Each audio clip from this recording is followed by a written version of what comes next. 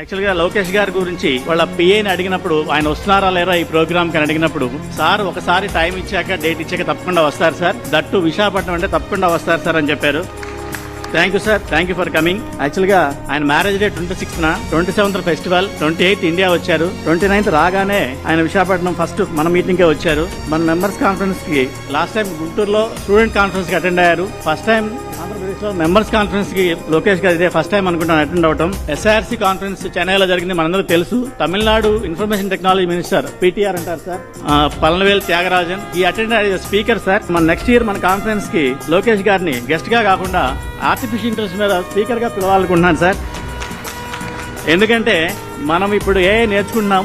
Out of 4,80,000 members, 40,000 members AI first level of AI training complete చేశాం. కానీ లోకేష్ గారు ఈ రోజు ఒక జెడ్పీ హై స్కూల్లో ఏఐ ల్యాబ్ ఇనాగ్రేట్ చేయబోతున్నారు ఈ రోజు. So I would like to congratulate you sir on this occasion.